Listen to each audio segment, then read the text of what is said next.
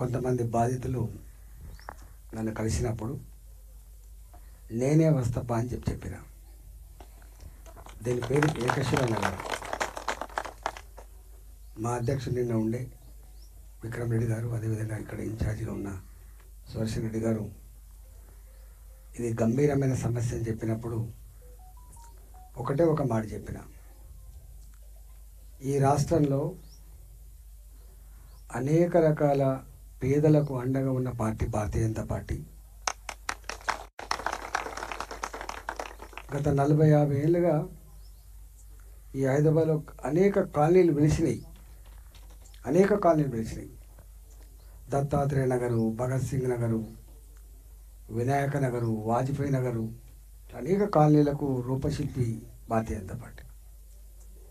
నేను మీకు ఒక హామీ ఇస్తున్నా, ఇక్కడే కాదు ఈ హైదరాబాద్ చుట్టుపక్కల పాప చిన్న ఉద్యోగులు పనిచేసిన వాళ్ళు ప్రైవేట్లో పనిచేసిన వాళ్ళు కావచ్చు, డిపార్ట్మెంట్లలో పనిచేసిన వాళ్ళు కావచ్చు, లేదా కూరగాయలు అమ్ముకొని రిక్షా ఆటో నడుపుకొని బతికిన వాళ్ళు కావచ్చు, కొనుక్కున్న జాగలకి ఈ రియల్ ఎస్టేట్ బ్రోకర్లు, వాళ్ళ డబ్బులకు ఆశపడేటువంటి అధికారులు, వాళ్ళకే కొమ్ము కాసేటువంటి యంత్రాంగం ఇవాళ ఇంత హైదరాబాద్లో మీ ఒక్కటే కాదు అనేక వేల మందికి ఇవాళ ఉసురు పోసుకుంటాను. నేను ఒక మాట ఇస్తున్నాం, మీకు సంపూర్ణంగా భారతీయ జనతా పార్టీ అండగా ఉంటుందని చెప్పి మాట్లాడుతున్నాను.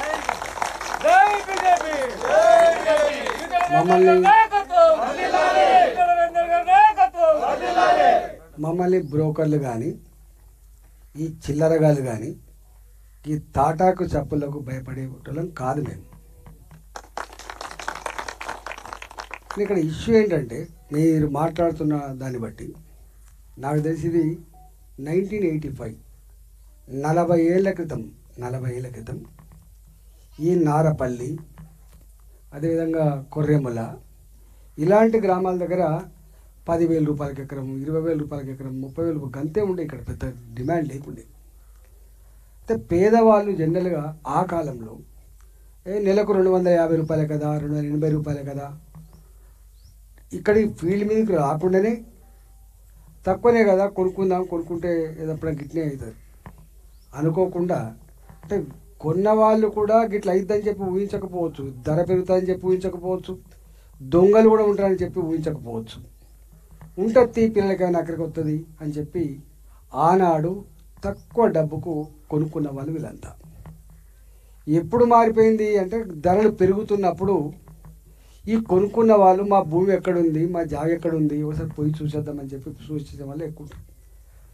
85లో 86లో కొనుక్కుంటే మీరు ఎవరు ఆనాడు ఇల్లు కట్టుకుంటారు కదా, ఎందుకంటే ఇక్కడ ఇంత ఇవి జంగళ్ళు మనుషులు ఉండేటువంటి ప్రాంతాలు కాదు ఇవి. అప్పుడు ఊర్లలో ఉన్నారు కానీ ఇవన్నీ కంచెలు జంగల్లాగా మొత్తం రాళ్ళు రప్పలతో కొనుక్కునేది కాబట్టి ఒకరు వచ్చి ఇల్లు కట్టుకునేటువంటి అవకాశం లేదు కాబట్టి కొనుక్కొని పెట్టుకున్నారు.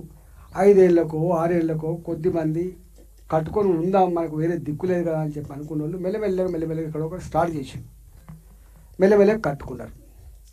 ఈ కట్టుకునే క్రమంలో ఈ ఖాళీ జాగలు కనపడ్డప్పుడు మళ్ళీ కొంతమంది బ్రోకర్లు, రెవెన్యూ అధికారుల యొక్క అండదండలతోటి మళ్ళీ వానికి పుస్తకాలు సృష్టించడు, కాగితాలు సృష్టించడు, మళ్ళీ వానికి అమ్మిపించడు. ఇంకా ఎంత దుర్మార్గులు అంటే ఎక్కడెక్కడైతే కట్టబడ్డాయో కట్టని వదిలిపెట్టేసి కట్టని వాటిని నంబర్ సృష్టించి, ఇప్పుడు మీరు 739 నుంచి 749 సర్వే నంబర్లు, 149 ఎకరాలు.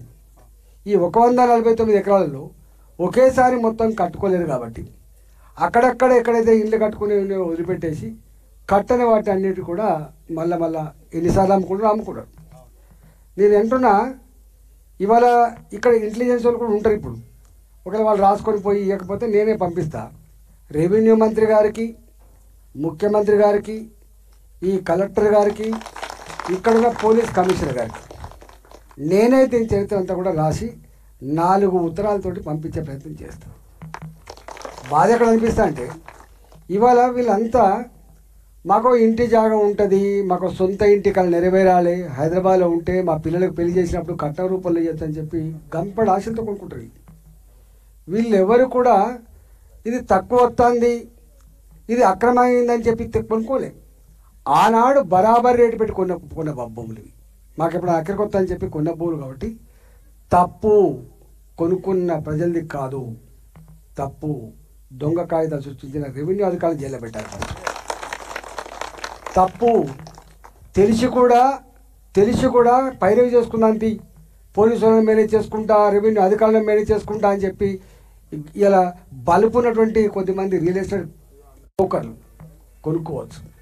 నేను హెచ్చరిస్తా ఉన్నా, రియల్ ఎస్టేట్ బ్రోకర్లు మీరు డబ్బులు పెట్టి కొనుక్కుంటారా, ఏం చేసి కొనుక్కుంటారు, కానీ పేదల మీద దౌర్జన్యం చేస్తా అంటే ఖబర్దార్ నా కొడుకు అని చెప్పి చెప్తున్నాను. మీరు ఎవరు? మీరు ఇవాళ మొట్టమొదలుగా నేను కలెక్టర్ గారికి కోరుతున్నా, ఈ మొత్తం భూమి వివరాలను పరిశీలన చేయండి. దీనికి బాధ్యులు ఎవరో, ఫస్ట్ అమ్మిన వాళ్ళు ఎవరు, ఫస్ట్ కొన్న వాళ్ళు ఎవరు, కొనుక్కొని లేఅవుట్ చేసుకున్న వాళ్ళు ఎవరు,